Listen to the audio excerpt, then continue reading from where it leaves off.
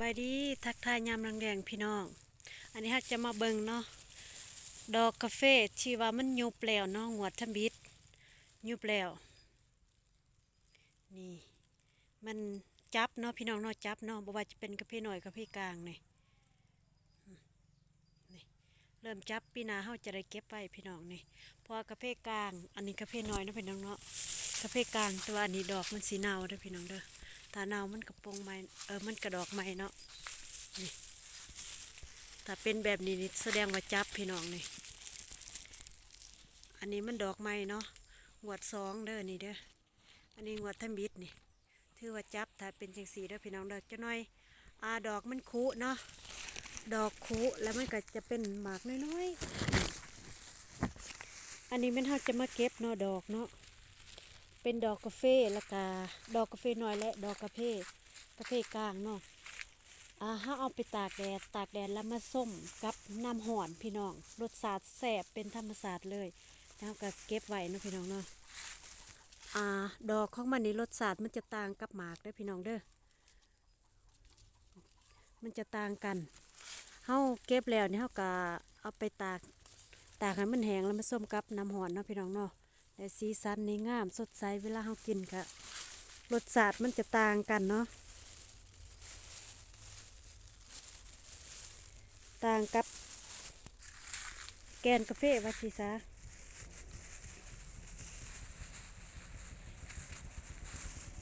เพราะรสชาติมันบ่คือกันแซ่บ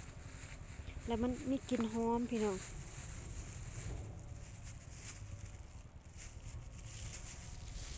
มีดอกกาแฟกลางดอกกาแฟน้อยเนาะตัวมันยุบเนี่ยก็เก็บเอานะพี่น้องเนาะ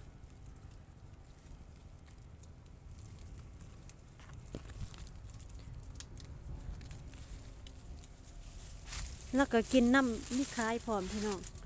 เฮาเฮ็ดเป็นกาแฟเฮาเองเนาะ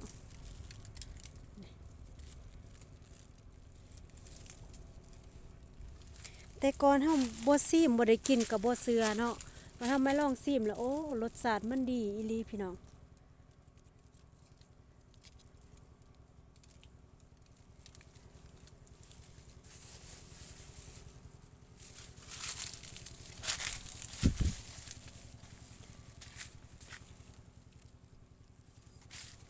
ถ้าออกไปเก็บอยู่สวนแห่งหลายเนาะพี่น้องเนาะอันนี้แม่นสว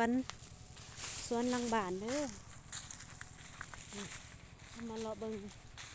ดอกกาแฟเพราะว่าช่วงนี้มันจะยุบหมดแล้วเนาะช่วงนี้ยุบหมดแหละ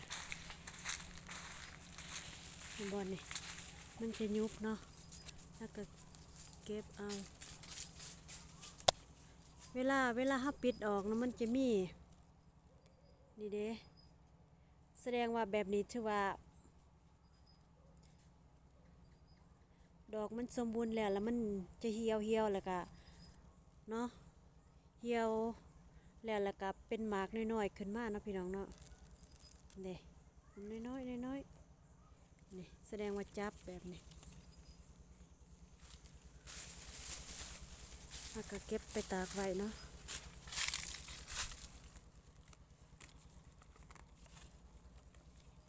ถ้ามันบ่จับมันก็จะดอกใหม่ปกติแล้วดอกกาแฟปีหนึ่ง3 งวดเด้อพี่น้องเด้อปีหนึ่งหันจะมีอยู่3 งวดแต่ว่าปัจจุบันนี้เริ่มงวดเดียวเพราะว่ามันก็อิงตามฝนฟ้าอากาศคือกันแต่ก่อนมันอุดมสมบูรณ์เด้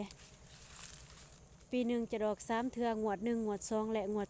3ถ้าว่าบอนได้ที่ว่ามันบ่จับมันก็ดอกไม้จังสิถ้ามันจับแล้วมันก็บ่ดอกพี่น้อง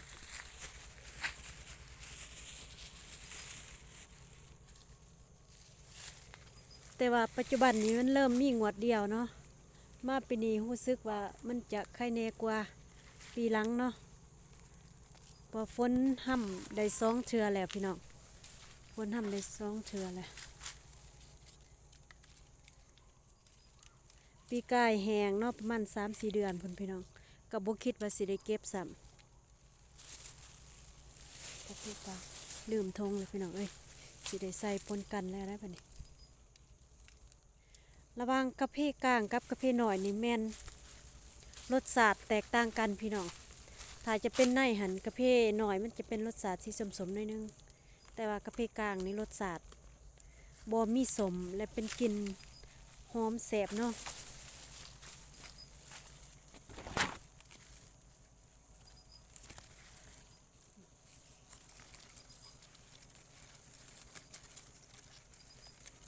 เชื้อมันเหี่ยวแล้วมันก็คุเกิดมาเป็นหมากน้อยๆน้อยๆน้อยๆมันก็จี้พี่น้องอันใดที่ว่ามันบ่จับมันก็สามารถดอกไม้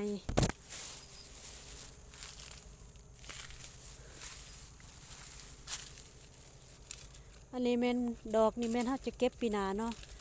ถ้าว่าฝนฟ้าอากาศบ่ให้กาแฟก็สิบ่หมากเด้อหนึ่งมีพยาธิเนาะพี่น้องเนาะคือ2-3 ปีหลังหัน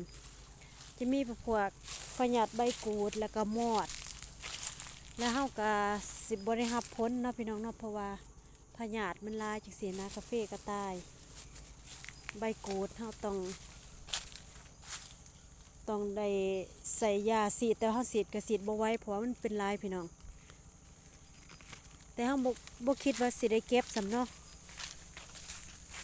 เพราะว่าเฮาฉีดก็บ่เศร้าฉีดเดือนละเทื่อเฮาก็บ่ไหวมันแพ้สุขภาพเนาะ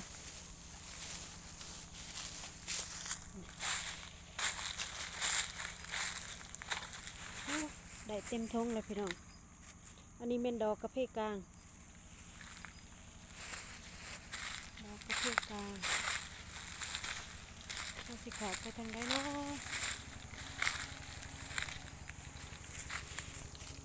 อ้อถ้าผู้ใดบ่เคยเห็นก็มาเบิ่งได้เนาะกาแฟอยู่บ้านเฮาหั่นส่วนหลายจะเป็นกาแฟธรรมชาติเฮาก็ใส่อยู่เล็กๆน้อย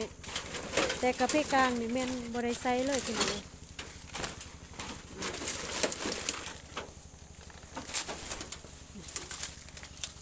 อันนี้แม่นกาแฟน้อยพี่น้องนี่เห็นบ่ถ้าตัวใดมันบ่จับแล้วมันก็จะ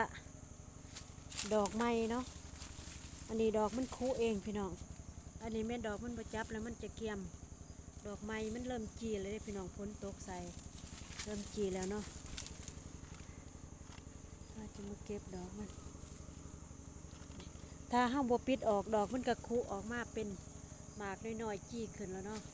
อันนี้แม่นปีหน้าเนาะเราสิได้เก็บแต่ว่ารู้สึกว่าปีนี้พ้นอาจจะตกถึกเนาะตกถึกฤดูที่ว่าช่วงที่ว่าดอกกาแฟน่ะมันก็สิไข่กว่าปีกายเนาะ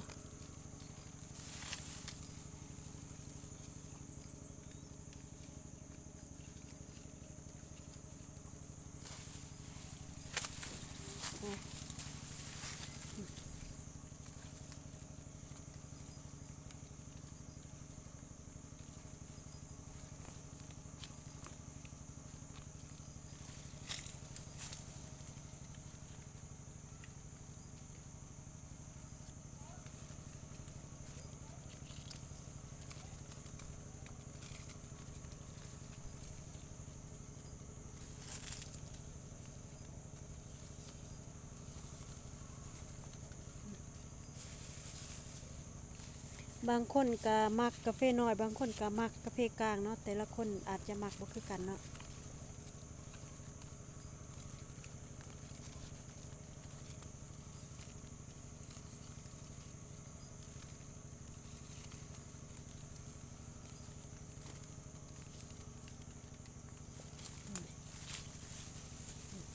เวลาที่ว่าดอกมันคุหรือว่าเฮาปิดออกเนาะนี่โอ้ยงามเป็นงามพี่น้องเลยฝนฟ้าหายปีนี้ถือว่าปีหน้าเฮาก็คือสิได้เก็บหลายเติบอยู่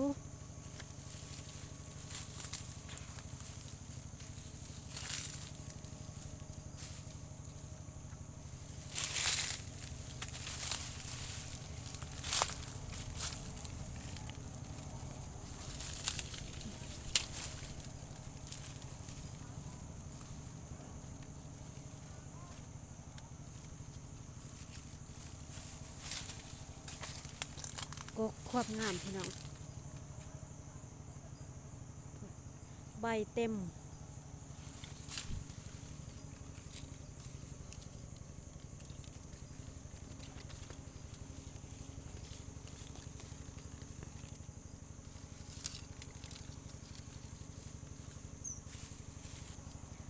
สำหรับคลิปนี้เฮาก็จบเพียงเท่านี้เนาะถ้าผู้ใดเข้ามาอย่าลืมกดไลค์กดแชร์และกดติดตามให้หน่อยเด้อ